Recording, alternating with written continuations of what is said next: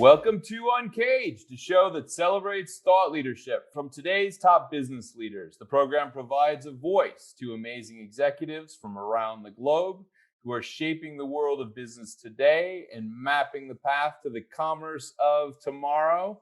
Today, we are speaking with Michael Chock. Hi, Michael. How are you? Glad to be here. Thanks for having me on today.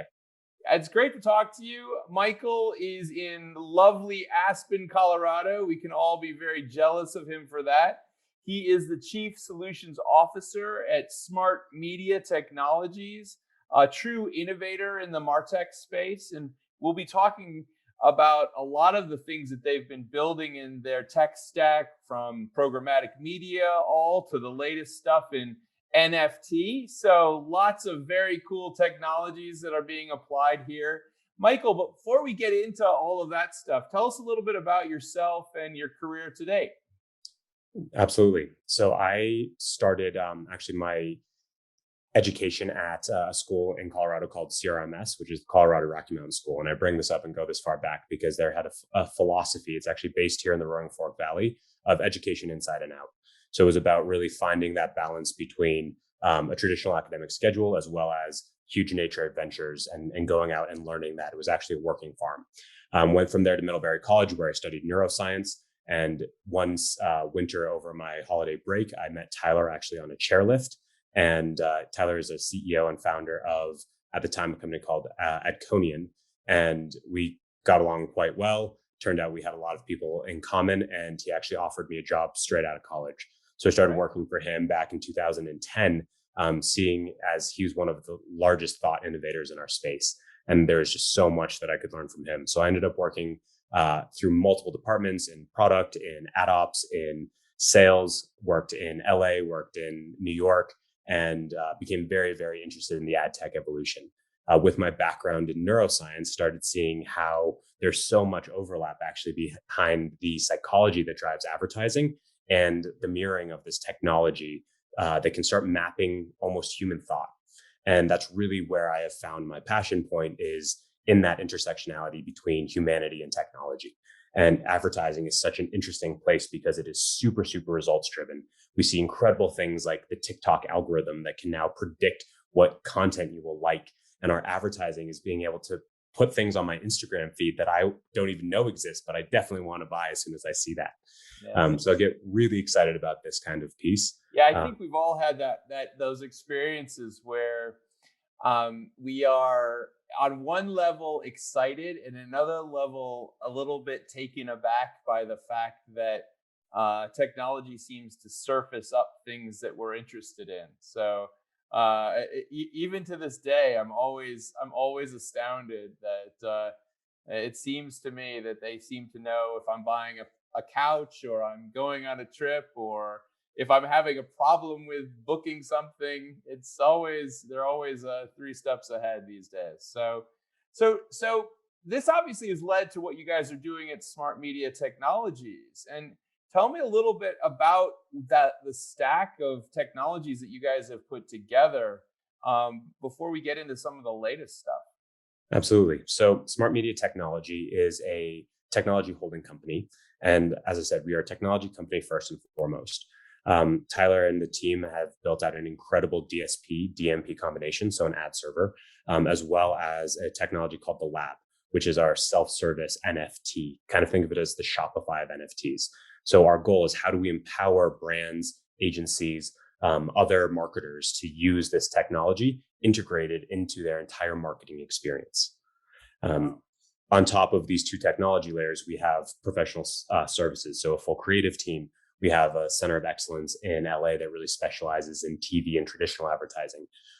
In Aspen, we have our corporate headquarters where we focus on all center of digital excellence. So, and that's everything from understanding the latest and greatest in Amazon through to understanding all of the changing regulations of Facebook and the challenges with iOS 14.5. And where we really specialize is using the data to create an understanding of consumers, so that people like yourself have those experience of, how did they know this about me? But it's all based in completely compliant, permission-based, and value exchange to create really custom advertising engagements. That's great. So tell me more, Michael, about who uses your technology. Is it used by agencies or is it used by brands directly? Combination of the two? Definitely a combination of the two. We're completely agnostic. Like our goal is again to provide the edge technology to marketers across the globe. So whether that is an agency partner, which we have a number of, or clients direct, we are just that technology that provides that. In addition to that tech layer, we actually then again have those professional services. So we can service a client that has a full team of, expert traders, or they can leverage our team of expert traders to buy their media and drive really effective media campaigns. I mean, I would say that over the last year, certainly with COVID, the activity in that kind of omni-channel e-commerce or omni-channel commerce space has just exploded in terms of its growth. And I can only imagine how your stack plays a key role in supporting those types of activities. What are you seeing in the business marketplace today? What are people really grokking and utilizing, and what are they most excited about? Yeah, it's a great question because we are in this kind of unprecedented age of everybody was home for 18 months. And with this, a lot of the traditional stores that relied on their brick and mortar presence had to push into e-com to survive. So all of a sudden, you have not only these disruptor brands that the Caspers and the Dollar Shave Clubs of the world that were native to e-com and really kind of founded that whole D2C mentality. Now you have these historical brick and mortar businesses pushing into that same space. Right. At that same time, you see Amazon growing at such a rapid pace that now Amazon product searches have now eclipsed Google searches. So the first thing people do when they hear about a product is they go to Amazon to see if it exists. So we're seeing an unprecedented amount of competition, right? So you look at something like Facebook, and you have a couple of factors influencing this. One, which is iOS 14.5, which is a big movement that they've made to protect consumer privacy and have an opt-in and opt-out for tracking. But in addition to that, you have all of these brands pushing in. So the competition and the price of advertising on Facebook has completely skyrocketed. Mm-hmm. One So of the tell me more a little bit about this privacy issue, because that was one of the things that people, I would say, in the digital marketing space were very nervous about last year. And then it seemed that it was released, and then there was kind of like a pullback a little bit. There was kind of a window of time that was given back to marketers. Where are we going to end up on this whole first party data discussion? Yeah, it's a great question and something that no one really has the answer to. But one of the big things that we push our clients for is building that relationship directly with your consumer through first party data will continue to be the most valuable way to create that one-to-one relationship. If we look back at kind of what has caused this, it's that same fear that you mentioned of, oh, how did they know that I was talking about a vacuum cleaner? Are they listening on my phone without the understanding of all of the information that we're signaling, that and the information that we're putting out onto the internet? One of the areas that we focus on is building that bi-directional value relationship with our consumers. We do a lot of that through our NFT technology so that the consumers are being explicitly told, in exchange for letting us use your location on your phone and your camera, you now can actually participate in these NFT Easter egg hunts that you can win free ice cream from Ben and Jerry's, or you can, get tickets to an event by sharing this information. And I think this is going to be the evolution of this is as consumers become more aware of how their data is being used and they're okay with that exchange, we'll reach an equilibrium with the consumers and the companies. Because you're right, so many companies were fearful of what was going to happen very quickly as cookies got pushed away and more evolution on that side. Yeah, absolutely. So I'm excited to ask you a little bit more about this NFT product that you guys have released. This was, I would say, a topic of probably the latter part of 2020, where everyone was talking about NFTs and making NFTs. And this year, we've seen many brands now jump into the game, and agency groups launching NFT divisions. So tell me more about what you guys are doing and how companies utilize your platform. Yeah. So couple things of context that are important to look at when we're talking about NFTs. So number one is we've been in this space since 2017. So while it is very new to the market, as I mentioned before, Tyler, our CEO, is a true visionary when it comes to the tech space. He started working on this technology in 2017, did an ICO, raised a good chunk of change, and invested that directly into building a technology stack to utilize NFTs beyond just having ownership of a digital object. So one of the challenges today and why you see this huge volatility in the NFT market is because the NFTs aren't providing value after that initial transaction. What we specialize at SmartMedia Technology is saying, okay, so you have an NFT, now what? How do we build value that continues to provide that exchange between your consumer and your brand through ownership of this NFT? So whether it be an NFT ticket to an event that transforms into a song from the artist at that venue, that now that consumer who bought that ticket owns a song from that artist, and owns the IP that won't be released on Spotify, that won't be released on iTunes, and they now have a piece of that. It also opens up a platform for the artist to speak directly to people who have attended the concerts. So it's providing a new way to have a one-to-one relationship between artists, between brands, directly in that consumers. Because it's also in the blockchain, there's a huge amount of security. So personalized information, things like this become significantly less of a concern because of the natural encryption that happens when working across a blockchain technology. So right now, what we're seeing is, I mean, that first wave was people just buying digital art in the NFT space, and what you're saying is people basically did that, and then the next question, logical question is, now what? Now what? What happens there? And what you guys have been working on is to build something that is more useful, can actually create ongoing evolutionary value chains for individuals from the NFT itself. Is that fair? Yeah, Yeah. absolutely. And if you look at kind of the arc of adoption of technology, right, these art installations, some of the early digitized NFT trading cards, right, that's going to speak to a very small portion of the population.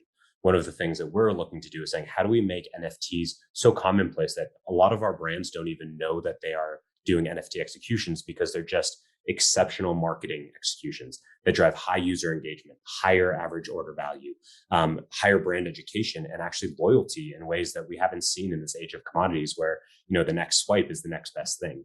So I love it. using NFTs to actually create a loyalty with a brand and facilitate that relationship is something that appeals to larger mass rather than just the early adopter section of the NFT market. I love it. I think that's a great, really valuable product, and definitely needed if this thing is going to have legs going forward for sure. So let's shift gears a little bit and talk about the last year. So you're in a beautiful place right now. I don't know if you've been there all through 2020 or not, but tell me more about how you stayed sane during the pandemic, and also the smart media technologies journey during this period. Yeah. So one of the things that's been really interesting is culture has been something that has really defined our each of our companies. We have an extremely active lifestyle within, and it's reflective in our brands of how we work. So moving to remote was, a bit of a concern for the entire leadership team, but actually seeing how the team coalesced and how productivity increased and how fluent everyone became with Zoom conferencing, we did see an increase in productivity. So actually now as we go back towards back to office, we're having a nice in between schedule where we have just a few days of the week that we're asking everyone to come back so that we can still have that collaboration and that learning, because we have a lot of young, really intelligent, bright people that work best when we can, bump heads together. And then also keeping that flexibility of, hey, if you want to go home for Christmas or for a holiday, you can still work from anywhere because we know that your productivity is going to stay great. And we know that clients are really accustomed to this work from anywhere as well. Yeah, And then, I like that. And I think that for people that are logical, or obviously individuals such as yourself that understand data, study things like neuroscience, the the reality is that if if you had productivity gains during a virtual or remote structure, you have to be very thoughtful about what's going to happen next. And I find it kind of fascinating when I read these news stories about banks, et cetera, forcing their employees back to the office because, I mean, banks did extremely well last year. I doubt that they will be more efficient. So the question is, what other gains do they get, and what have they lost? I mean, what do you think the big losses were? Was it innovation for you guys? Is that the issue, I or think it's collaboration, right? When you collaboration? are in an office situation where you're teaching each other different things, where you're brainstorming solutions, um, the the collaboration and the ideas that come out of those sessions are often such that don't happen when you're doing it individually. And the convenience of being like, oh, hey, Tyler, what do we do about this? Is a completely different thing than me writing a formal email being like, oh, this client is asking this, this, and this. And it just creates a much more dynamic working environment. In addition, we have, like I said, our team is growing very quickly. So as we onboard new people, how do we instill our cultural values and our best practices and things like this remotely? And I think that's the biggest part that is, challenging for employees that onboarded completely remotely and never met anyone that worked at the company except for, through a screen.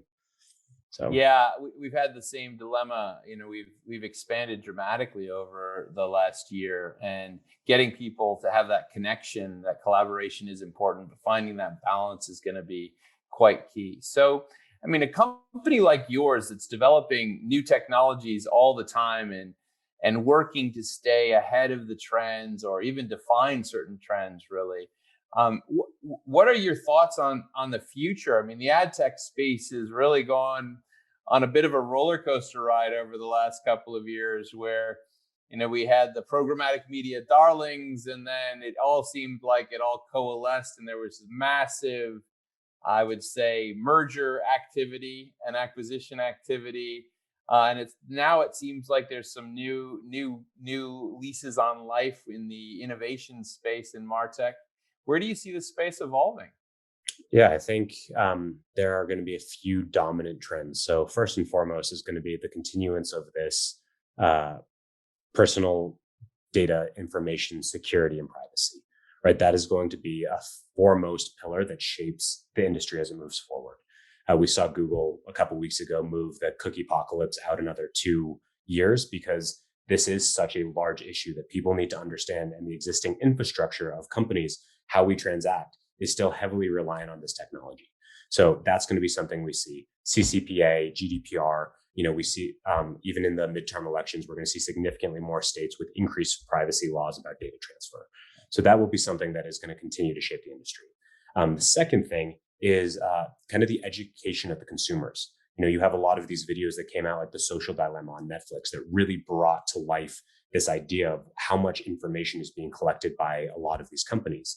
I think the downside of movies like that is it villainizes these algorithms to make it seem like, ooh, we are evil little mechanisms trying to steal all your information, rather than promoting the fact that the internet is free because of advertising.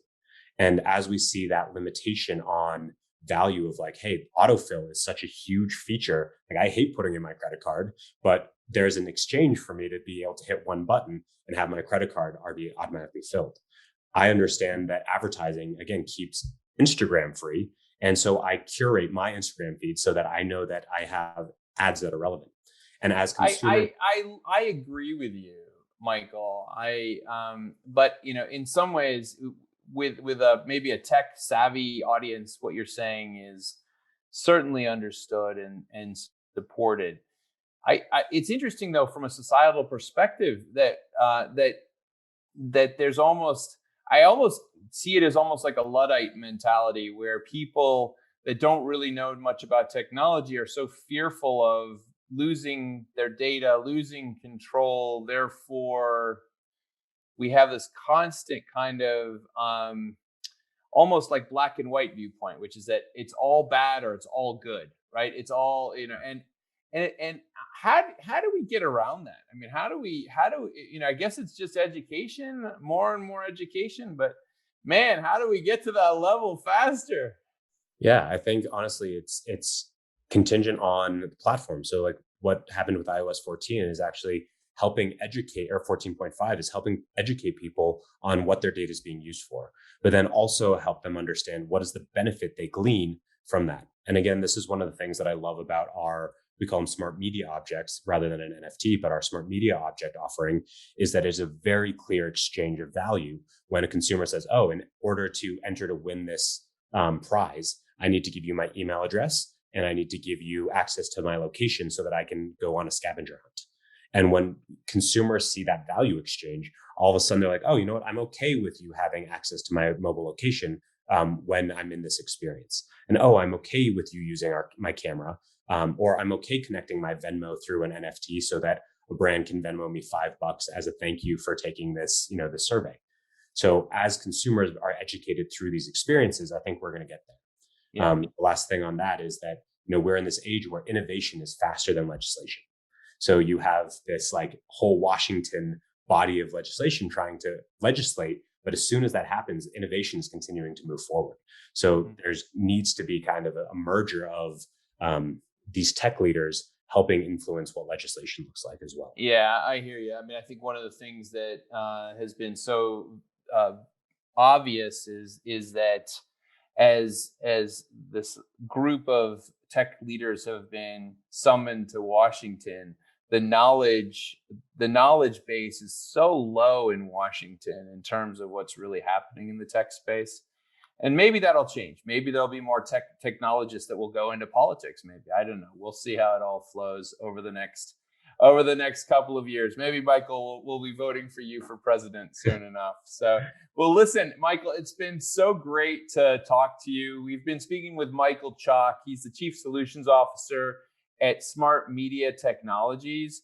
SmartMedia Technologies is a next generation mad tech company that owns and operates a portfolio of solution providers which deliver better business outcomes for brands and agencies by leveraging the smart media stack.